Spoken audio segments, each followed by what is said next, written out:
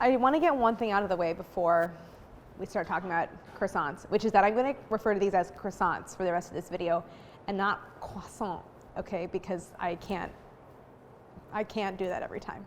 So excited.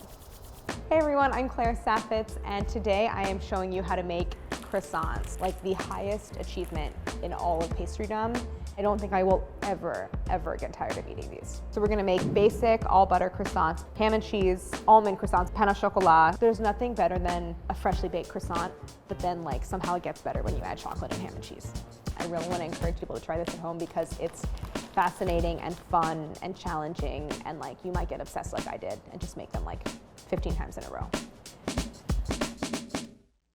For this recipe, I became like a woman possessed about making croissants. I made them at least a dozen times at home, and there is so much to learn. Now I'm very like attuned to the flaws in the recipes that I make, but even at my worst batch, they were still so delicious. You can get very good results at home. Like I've never had a bigger thrill than when I pulled out 8 beautiful, golden, like puffy, gorgeous, layered croissants from my oven. Croissants are in a category of pastry called viennoiserie, and generally speaking, these are pastries that are something called laminated. So laminated is kind of a technical, jargony pastry term for a layered pastry. Butter is rolled into dough, rolled out and folded and rolled out further, and this creates a series of sheets of butter separated by layers of pastry, and that is what creates this layered, crispy effect in things like puff pastry and danishes, and of course, croissants. There's just so much to talk about in this recipe. If I were editing this video, this would be like a 4-hour video. So in order to adjust the recipe so that you are able to have freshly baked croissants before noon, we do this over 2 days. So this is like perfect for a weekend baking project where you'll do the majority of the work on a Saturday, and then Sunday morning you wake up, you form the croissants, let them rise, and bake them on day 2.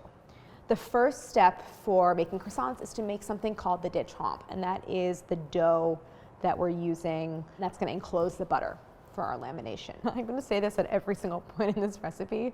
This step is very important, and you need a strong dough to support all of those layers of butter and to not collapse when you bake it. In general, if you can find a flour between 11 and 13% protein, that's a good selection. Something in that range, that's what I recommend.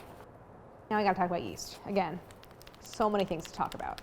I'm using active dry yeast because for people at home, that's by far the easiest kind to find. Almost every recipe that I've made with active dry yeast, I'll tell you to activate the yeast or proof it, which basically means dissolving it in a warm liquid. 99 times out of 100, your yeast is alive and it's fine. I'm pretty confident that you can just mix it right into the dough. I've never had a problem doing that at home. Okay. It's 12, 120 grams of whole milk.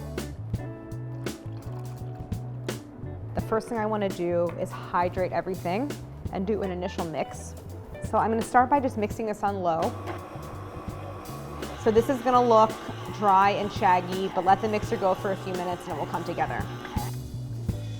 So here we have our initial mix of the dough. It looks kind of like a cauliflower. It's not smooth.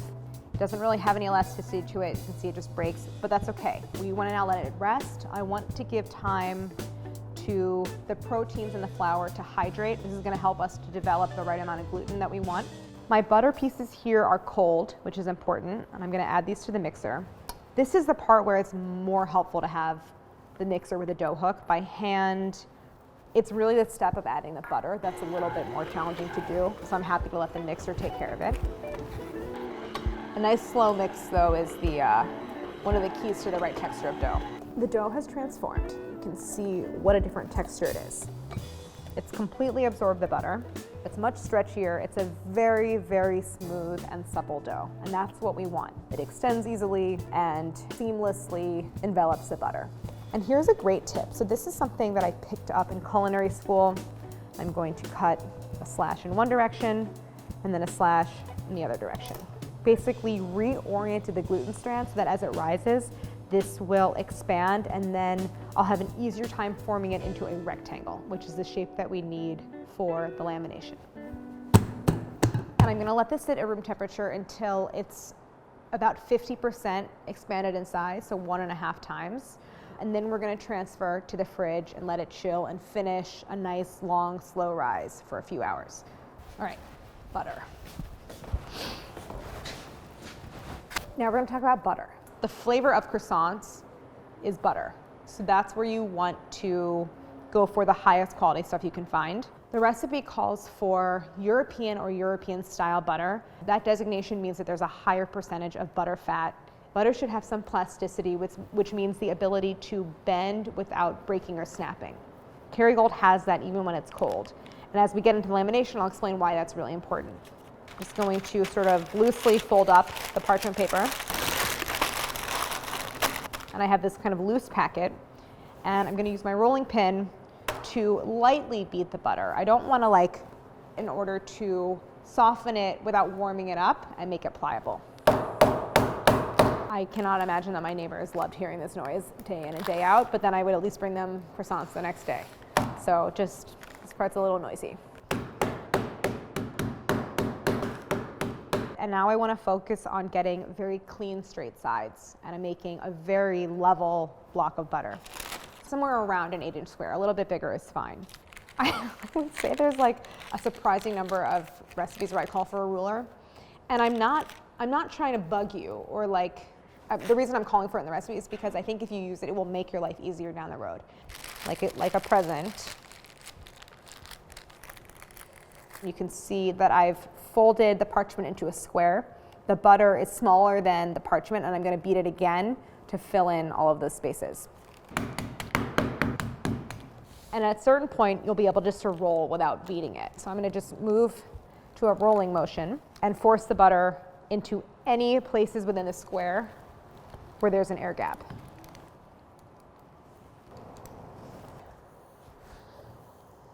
You can see that.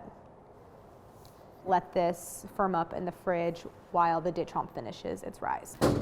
I have a swap. It has finished its rise in the fridge and is now cold and is basically about doubled in size. So I'll show you what this looks like. You can see how the dough has expanded and those 4 points have become almost like corners now, so that's going to make it easier to form into a rectangular shape. And there's just a quick kind of intermediate step that I want to do before we move on to lamination, and that is actually getting this into the freezer. The stakes get higher when we incorporate the butter. We have to control fermentation of the dough.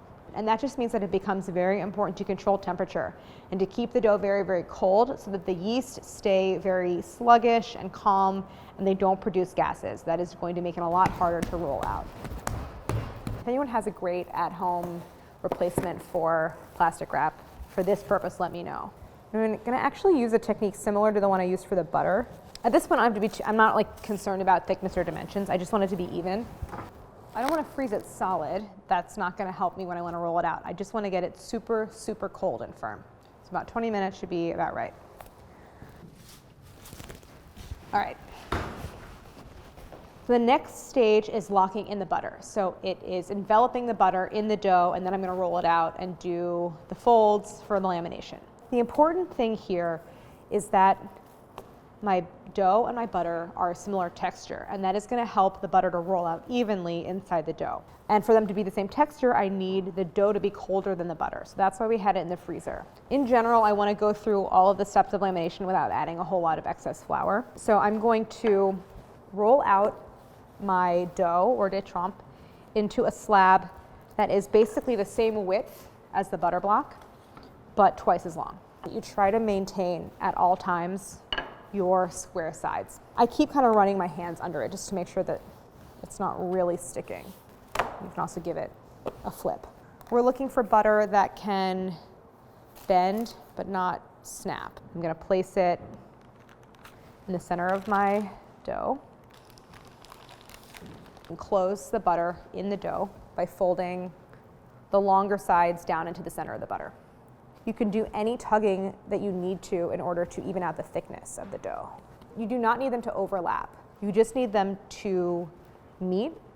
So you can see I have an even thickness of dough all the way around, and now I'm going to pinch along the sides just to prevent the butter from peeking out. I've now locked the butter in, and I'm going to roll it out and do my first turn. I rotated the dough 90 degrees so that seam running down the middle of the butter block is now vertical. I'm going to beat the dough to begin to lengthen the slab and also thin out the butter. I found that beating it and like paying extra attention to the sides will help keep straight parallel sides. So periodically lift it up, make sure nothing's sticking. Now I'm going to go in with my rolling pin and start to roll, and I'm going to make a very long, narrow slab, about 2 feet long. The length isn't as important as the thickness. I'm going to go for about between 1/2 and 1/4 inch thick. I'm not pressing down. If you press down, you risk squeezing out the butter and fusing the dough together. You know, then you won't have that definition of layers. So really, it's like a kind of pushing motion outward and toward yourself. So this is actually called a double turn. We're going to fold the dough in a way that quadruples the number of layers. Right now I have dough, butter, dough. But when we fold it, we multiply the layers of butter in between the dough, and that is what gives us the flakiness. Fold one end of the dough up toward the midline. Then take the other side of the dough and fold that down. And now I'm going to fold the entire thing in half crosswise. And this is now called the book. So you can see I have now a slab of dough that's 4 thicknesses. 1, 2, 3, 4. I've now quadrupled the number of layers in my slab. This is called the first turn, and each time we roll it out and fold, those layers get thinner and they multiply. At this stage, the butter is now warming and the dough is also getting warmer. And we've also worked the dough, so it's going to want to spring back when I go to roll it out, so we want to chill it before we do yet another turn. Maybe a little bit of a rolling out, because the thinner it is, the faster it will chill down. I reserve the plastic from before.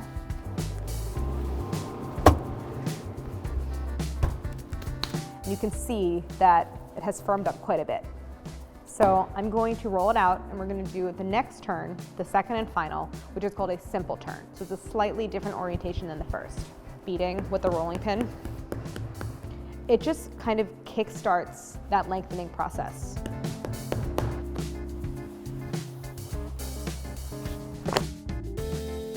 So you might find that you have little air bubbles. That's normal. That is partly because of the fermentation. It's partly just because you maybe had some air pockets between the dough and the butter. You can just go ahead and pop them. I like dust it with flour, and then I wipe the excess off. I'm talking a lot, but you also want to try to go faster than I'm going.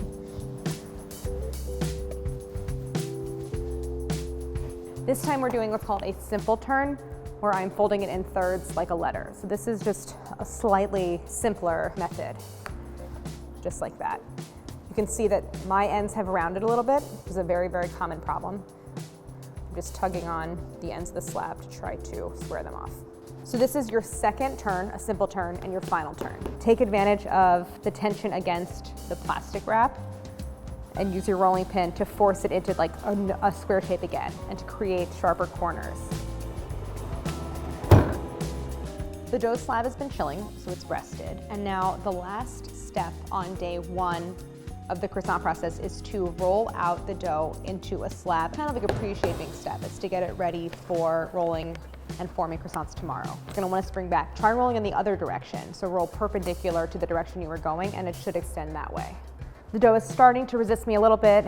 This is a good time to wrap it up again, get it back in the fridge, and then tomorrow, when it's nice and rested, we can roll it out if needed to the right dimensions, and we're gonna cut, roll, proof, and bake our croissants.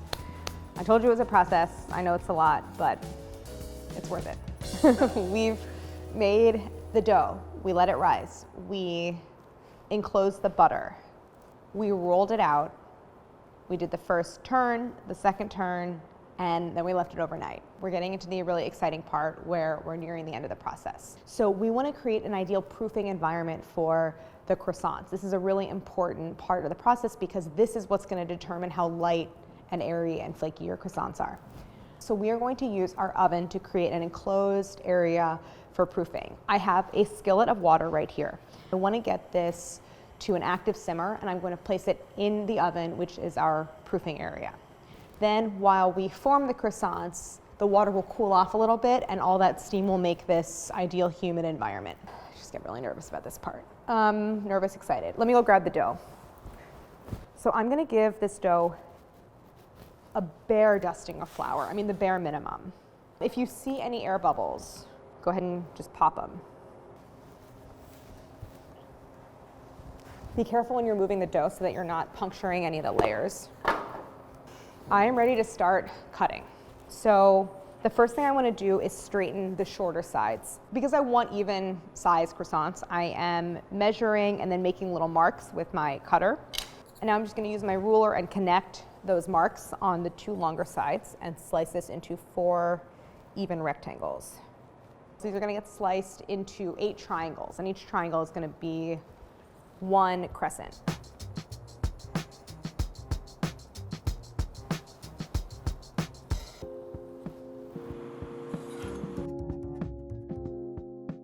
What's the word for a right triangle?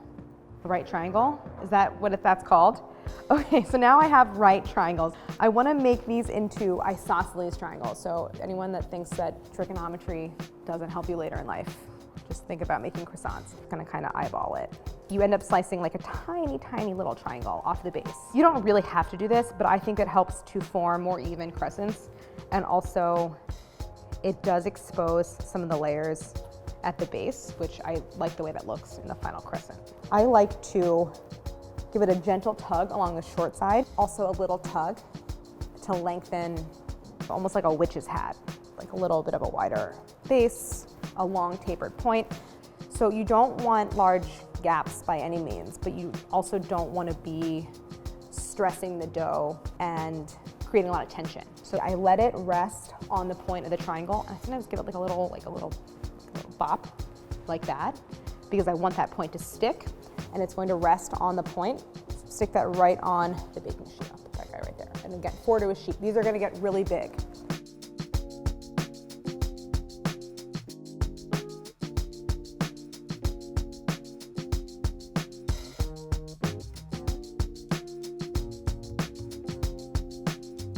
So I want to go loose on the plastic because these are going to get extremely puffy as they rise, and I don't want them to encounter resistance against the plastic.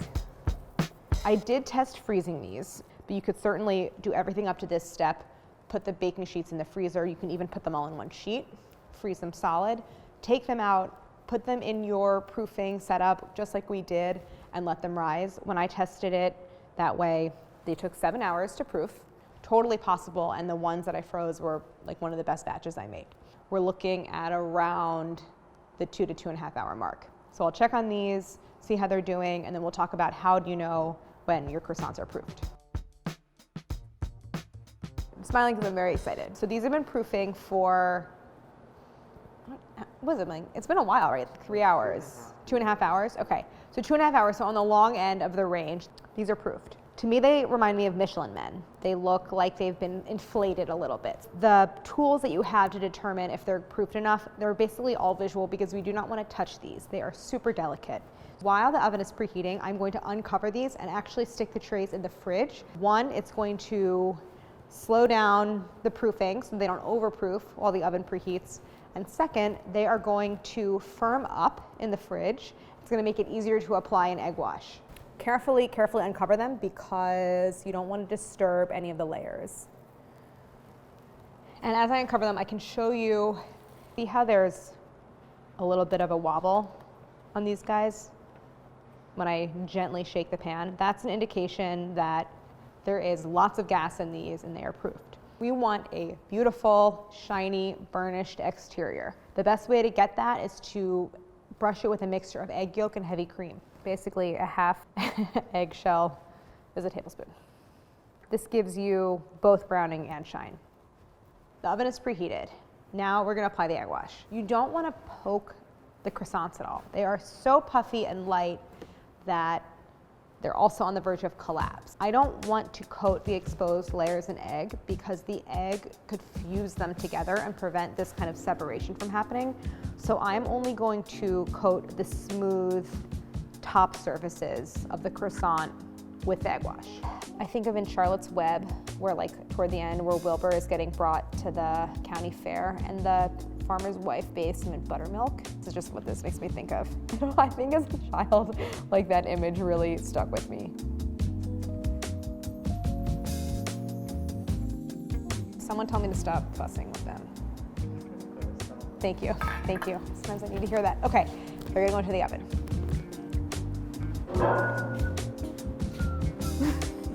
Thank you.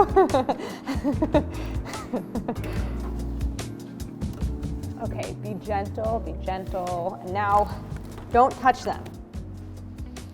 Anyone else just wanna like sit in front of this the whole time and watch them?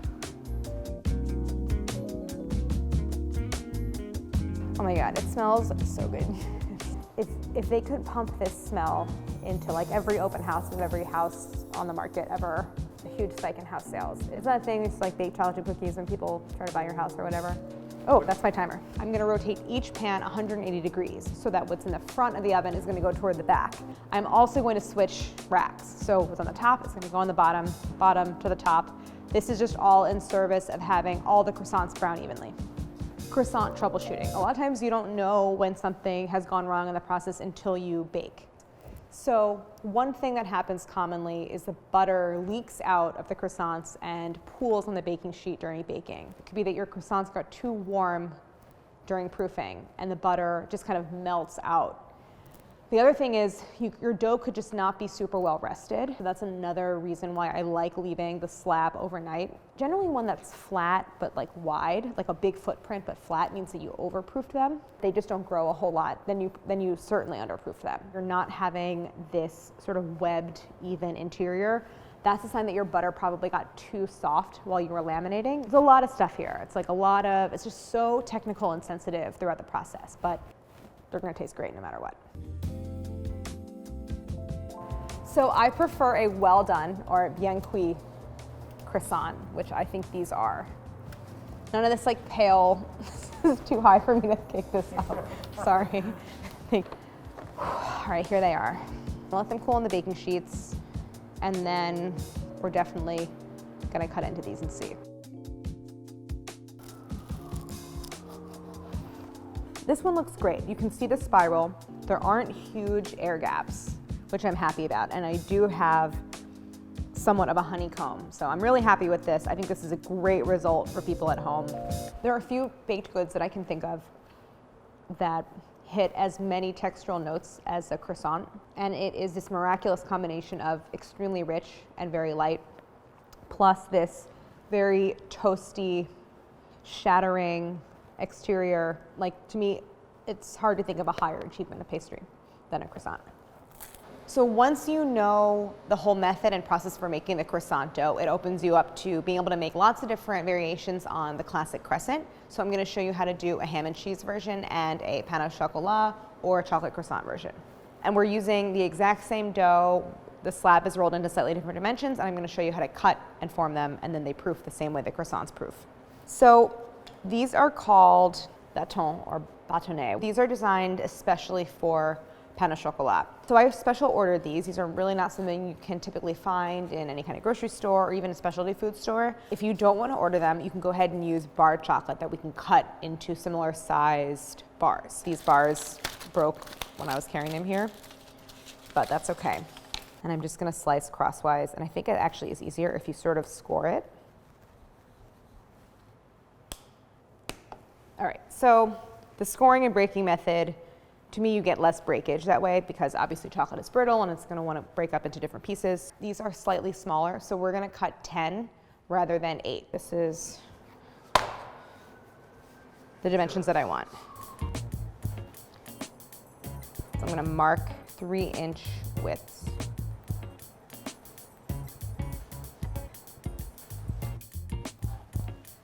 Okay, that was weirdly hard, but I got it. I'll lengthen it a little bit.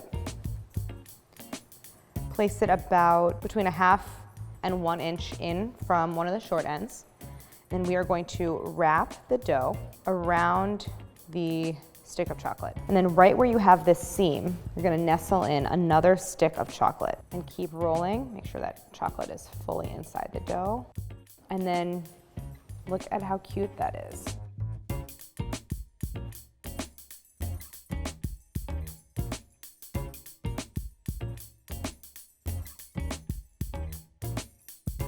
I'm just gonna set up another slab, exact same way, and show you how to roll in the ham and cheese.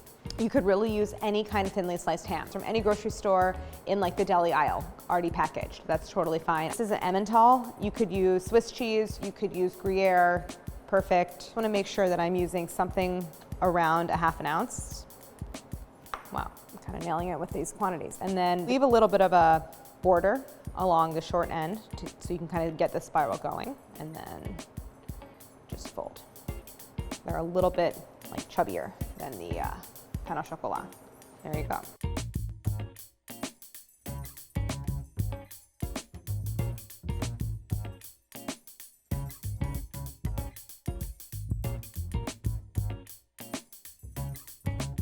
So there's all sorts of things you can do with stale croissants to revive them and bring them back. And one of my favorite things to do is make almond croissants. It's like incredible.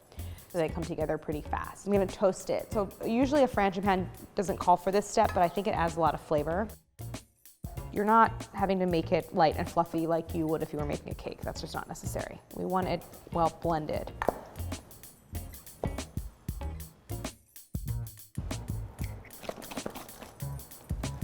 It gets that really intense almondy flavor from extract that really almost, I don't know how to describe it.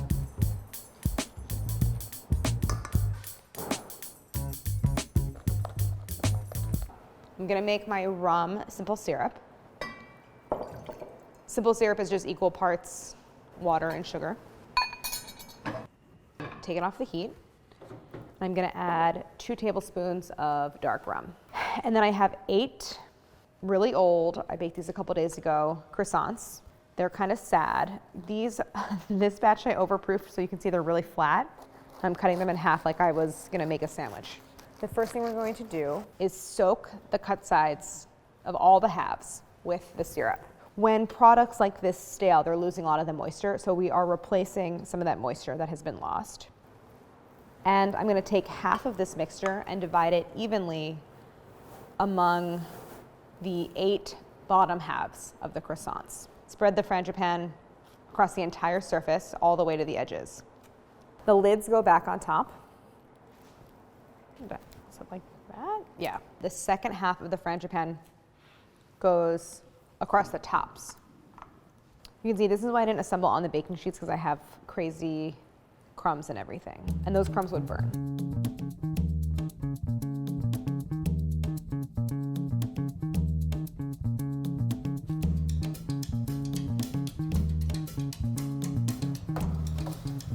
Oh God, okay. Whew. Love these.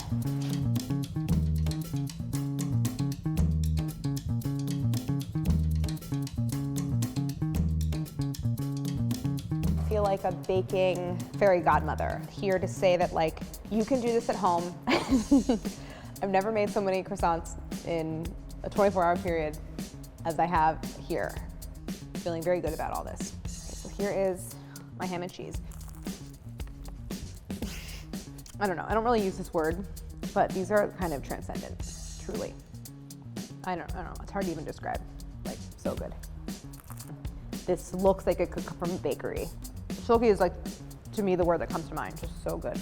It looks like kind of a meager amount of chocolate, but the chocolate is a very, very strong flavor, so I don't think that it actually ends up being too little chocolate. Maybe this one's my favorite now, I don't know. If there's anything that comes close to a freshly baked croissant, it's a twice baked croissant. It's amazing to take something which is already so delicious, the plain all butter croissant, and then to be able to transform it into pastries of this variety, where like one is more delicious than the next, is incredible. It's something you can do and try to perfect for the rest of your life. And along the way, you're gonna eat like a million delicious croissants, and that sounds like an awesome project. I just think I don't know, I keep like looking down and getting a little lost in my thoughts because this is still overwhelming. This swirl is hypnotizing. I'm enthralled. Hopefully, if you try these at home, you're also enthralled by the process, which is, to me, nothing short of a miracle. Baking is a miracle. Oh my God, I need to sit down and drink this coffee.